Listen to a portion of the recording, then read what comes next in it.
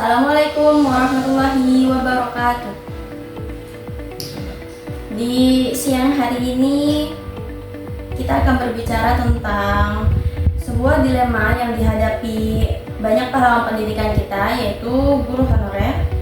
Mereka adalah sosok yang tetap berdiri di depan kelas meski gaji tak sebanding, status masih digantung, dan masa depan yang kurang pasti. Tapi mereka tetap berdiri di dalam kelas. Kenapa?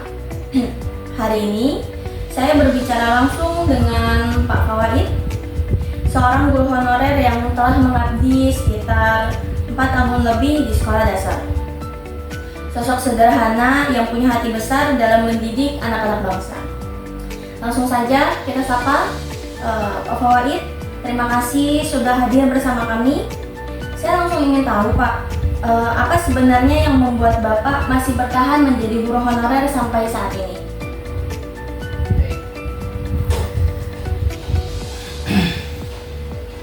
Alhamdulillah, memang semua itu kembali lagi ke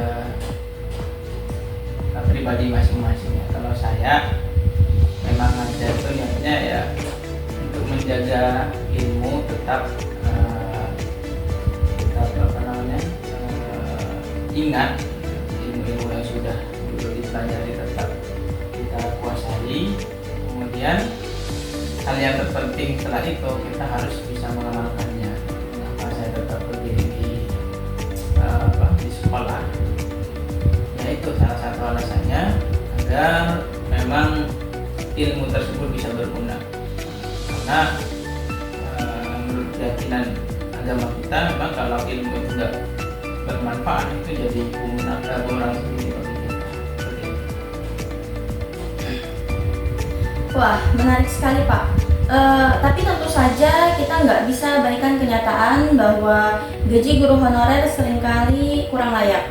Kalau boleh jujur, bagaimana perasaan Bapak ketika tiap bulan menerima honor yang kadang bahkan tak cukup untuk kebutuhan sehari-hari?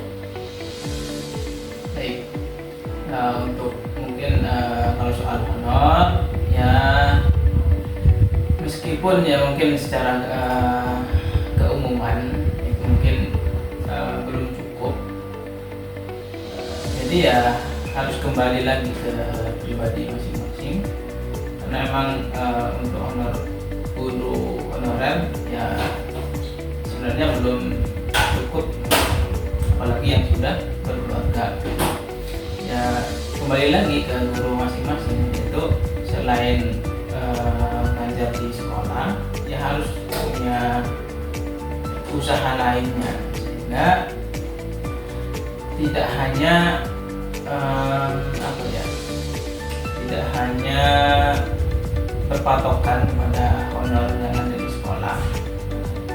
Jadi seorang guru itu ya mau nggak mau ya harus mempunyai usaha lain atau jalur lain sehingga kebutuhannya tercukupi, seperti itu. Dan apakah selama ini Bapak pernah merasa ingin menyerah atau sempat berpikir untuk beralih profesi? Baik, kalau bagi saya pribadi, mungkin ini berbeda dengan guru-guru yang lain. Saya ngajar di sekolah itu bukan saya yang melamar ke sekolah. Saya ngajar di sekolah itu memang diundang oleh kepala sekolah, kemudian ketua yayasan, disuruh ngajar. Nah, bahasanya kalau santri itu dulu ngerti. Jadi ya saya syukuri ilmu saya berguna begitu. Kemudian apalagi tadi pertanyaannya? Sempat beralih untuk ganti profesi lain. Baik. Kalau untuk mau berganti profesi, kayaknya untuk mengajar ini saya pengen dari dulu itu pengen ngajar sebenarnya. Terutama pengen ngajar yang anak yang benar-benar pengen belajar. Jadi mungkin nanti di perkuliahan jadi dosen kan ya, kalau di perkuliahan kan anak-anak sudah sesuai dengan jurusannya, dia pengen belajar, memang benar pengen belajar hal tersebut. Nah, yang saya inginkan itu seperti itu, tidak ingin memaksa anak untuk belajar. Tapi saya sangat-sangat antusias untuk mengajari, bersamai anak-anak yang memang pengen belajar, sehingga ya saya bisa mentransfer ilmu ke dia, sebuah kebahagiaan sendiri bagi saya, dan itu pun jadi amal jariah kelak nantinya ya, di alam sana gitu. Jadi ya apapun yang terjadi, saya syukuri ilmu saya dipakai, saya dibutuhkan oleh sekolah, ya alhamdulillah.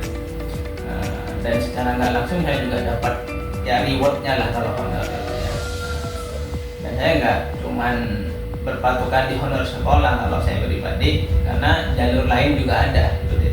Mungkin berbeda dengan guru-guru yang lain. Mungkin kalau cuman mengandalkan di sekolah ya wallahu a'lam ya. Seperti itu. Wah, saya yakin banyak yang akan terinspirasi dari ketulusan Bapak. Tapi Pak, banyak orang bilang guru itu pahlawan tanpa tanda jasa. Menurut Bapak sendiri, apakah sebutan itu masih relevan atau justru terasa tidak adil? Baik. Jadi mungkin kalau untuk para pendahulu tentang orang-orang yang pengen belajar itu datang ke rumah, nah, itu bisa disebut pahlawan tanpa tanda jasa, karena memang dia mengajarkan ilmunya, murid datang ke rumahnya, datang ke majelisnya. Nah, sedangkan sekarang ini malah guru yang suruh datang ke sekolah atau datang ke rumahnya. Nah, dia mau nggak mau, seorang siswa dia harus menghormati gurunya, baik secara ya paling nggak transportasi sang guru, yaitu wajar-wajar saja, itu hak yang memang harus seorang siswa itu mengerti tentang hal itu, sehingga sang guru pun yang datang ke tempatnya atau ke sekolah yang bersedia meluangkan waktunya untuk mengajar, dia mau nggak mau timbal baliknya siswa dan wali muridnya menjaga itu hak gurunya. Seperti itu. Ya, saya paham dan saya setuju. Kadang penghargaan secara simbolis saja tidak cukup. Kalau sekarang kita bicara soal harapan, jika Bapak punya kesempatan untuk berbicara langsung kepada pemerintah atau pemangku kebijakan pendidikan, apa yang ingin Bapak sampaikan tentang nasib guru honorer? Nah, kalau memang nanti guru honorer itu bisa untuk memberikan saran, masukan, bisa bahkan bisa langsung ngomongin ke presiden misalkan, atau pemerintah, sehingga bisa diterapkan ke guru-guru yang ada di Indonesia.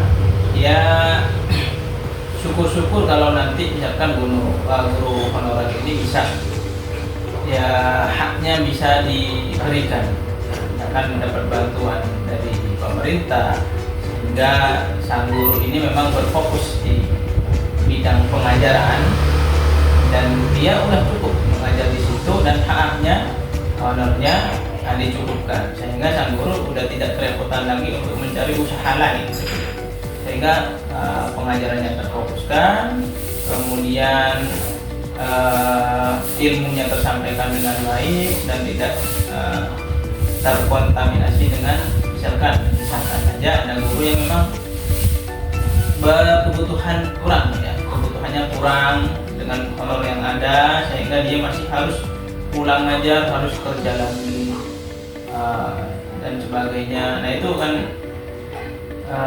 kurang gimana ya, kurang berkonsentrasi di bidang pengajaran, mengajar gitu ya. Ya, mungkin nanti kalau memang dari pemerintah ada subsidi gitu ya ke sekolah untuk guru honorer, sehingga guru-guru honorer dicukupkan hak-haknya, sehingga udah cukup lah dari sekolah, fokus di sekolah aja untuk ngajar, ya insya Allah mengajarkan dengan baik dan tidak capek lagi mencari usaha sepulang sekolah misalkan seperti itu. Ya tentunya melalui melalui seleksi tertentu sehingga guru honorer yang mendapatkan subsidi dari pemerintah itu memang betul-betul guru yang mempunyai ruh seorang pendidik seperti itu. Tidak bukan hanya guru yang menerima gaji, akan tetapi pengajarannya kurang. Di situ juga harus ada penseleksian sehingga guru-guru itu betul-betul yang mendapat subsidi tersebut benar-benar guru yang mempunyai ruhul muallim, gitu ya. Jadi benar-benar mempunyai jiwa seorang pengajar, sehingga ilmunya bisa tersampaikan dengan baik, fokus di pengajaran, sehingga anak juga insya Allah akan dapat ilmu yang barokah dan lebih mantap lagi seperti itu.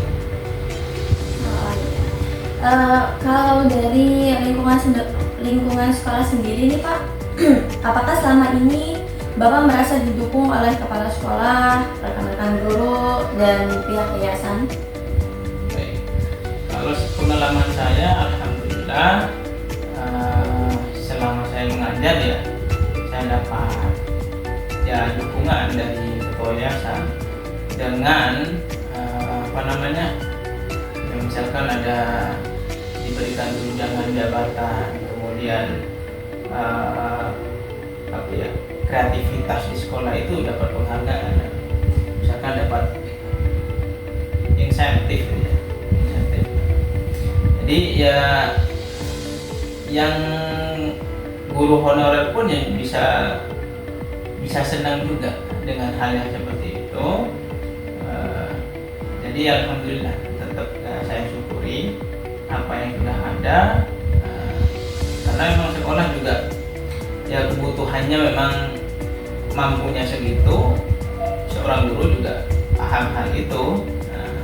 Ya mungkin nanti kalau ada kebijakan dari pemerintah dan bantuan dari pemerintah, itu lebih baik lagi. Pemerintah bisa menghidupkan sistem pembelajaran yang sangat baik dengan guru-gurunya sejahtera, ilmu-ilmu yang disampaikan juga bagus, sehingga generasi-generasi yang akan datang akan lebih baik lagi. Nah, kalau bagaimana dengan keluarga Pak? Apakah mereka mendukung keputusan Bapak untuk tetap menjadi guru honorer sampai saat ini? Baik, kalau ini pribadi, kalau dari saya sendiri, ya alhamdulillah untuk keluarga saya ya tetap mendukung, karena bagaimanapun itu adalah salah satu sumber rezeki dan manfaat yang kami dapatkan dari dari hasil jerih payah kami. Kami nggak bisa ngajar kalau dulunya kami nggak belajar, gitu kan. Jadi hasil dari pembelajaran kami sehingga saya bisa ngajar, ya alhamdulillah saya syukuri. Dan kalau saya memang di sekolah itu bukan satu-satunya jalan masuk rezeki. Jadi ya alhamdulillah saya masih punya jalan-jalan yang lain, jalur-jalur yang lain. Ya. Alhamdulillah di situ. Ya Allah alam, kalau memang guru yang nggak ada pendapatan di jalur lainnya, cuma berpatokan di sekolah, ya menurut saya kalau memang berkeluarga, apalagi di Jakarta, ya sepertinya masih kurang gitu. Saya percaya nih Pak, menjadi guru itu kan bukan cuma profesi ya, tapi juga tentang hati dan panggilan jiwa. Menurut Bapak sendiri, apa sebenarnya makna dari seorang guru itu sih Pak? Baik, jadi kalau ada ungkapan kata itu seperti ini.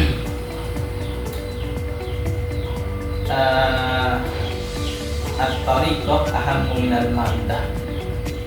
di materi yang ada itu metode seorang guru menyampaikan ilmu kepada muridnya itu lebih penting daripada materi yang kita ambil, karena sang guru bisa memahamkan murid itu dengan caranya. Kemudian al-mudarris ahammu minat thariqah. Seorang pengajar itu lebih baik daripada metodenya, karena seorang pengajar yang mentransfer ilmunya. Kemudian setelah itu waruhul mudarris, jiwa seorang pengajar itu lebih penting lagi daripada al-mudarris nafsuhu, itu dari seorang guru dirinya sendiri. Jadi seorang guru itu memang diharuskan mempunyai jiwa pengajaran. Jadi di dalam dirinya tertanam seorang pembimbing, karena memang di kelas itu variatif, ada anak yang cepat nangkapnya, ada yang sedang, ada yang lambat. Jadi diharapkan seorang guru itu memang bisa sabar, bisa menguasai kelas, kemudian juga menyayangi anak didiknya dengan baik, sehingga seorang guru itu bisa merasakan apa yang dirasakan murid dan bisa mentransfer ilmunya dengan baik, seperti itu. Dan di tengah semua keterbatasan, apa yang membuat Bapak tetap semangat datang ke sekolah, tetap berdiri di depan kelas, dan tetap tersenyum untuk anak-anak?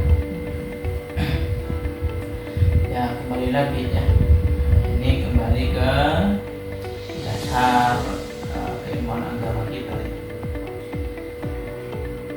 Itu hal yang kita lakukan sedikit apapun itu akan tercatat, baik buruknya. Nah, ya salah satunya itu yang membuat saya tetap berada di dalam tersebut, karena seorang pengajar itu juga bagus, dinilai bagus, kemudian mengamalkan ilmu bagus, ya kembali ke tadi, kita menuai memberikan manfaat, insya Allah manfaatnya nanti kelak akan kembali lagi kepada diri kita sendiri, gitu kan. Nah, jadi ya kemanfaatan itu yang bikin saya tetap semangat. Nah, intinya kalau di Islam itu sebaik-baiknya manusia itu kan yang paling bermanfaat bagi orang lain. Jadi kita seakan-akan meskipun hidup yang lama, tapi kita tidak dirasa keberadaannya oleh orang lain, bahkan tidak ada manfaatnya bagi orang lain, ya seakan-akan kita itu benda mati. Ya syukur alhamdulillah keberadaan kita itu dibutuhkan orang lain sehingga bermanfaat bagi masyarakat banyak. Terakhir nih Pak, apa harapan terbesar Bapak untuk masa depan guru-guru honorer di Indonesia ini? Ya harapannya nanti guru honorer ini juga dapat bantuan dari pemerintah. Jadi ya honornya juga disesuaikan, dicukupkan, sehingga tidak ada lagi yang memang seorang guru kekurangan. Jadi guru haknya diberikan dengan baik, sehingga pengajarannya baik, sekolahnya baik, dan nggak ada ketimpangan gitu. Nah kalau semuanya baik, nanti sistemnya baik, otomatis nanti akan memajukan negara kita sendiri, negeri kita menjadi maju, semuanya menjadi sejahtera. Terima kasih banyak Pak Fawaid. Ya, cerita Bapak bukan hanya menyentuh hati, tapi juga menyadarkan kita bahwa di balik setiap senyuman anak didik ada pengorbanan dan cinta luar biasa dari gurunya. Nah, semoga suara-suara seperti Bapak bisa didengar lebih luas dan menjadi bahan refleksi kita semua bahwa pendidikan tidak bisa berjalan tanpa keadilan bagi mereka yang mengabdi. Saya pamit undur diri. Sekian, terima kasih. Wassalamualaikum warahmatullahi wabarakatuh.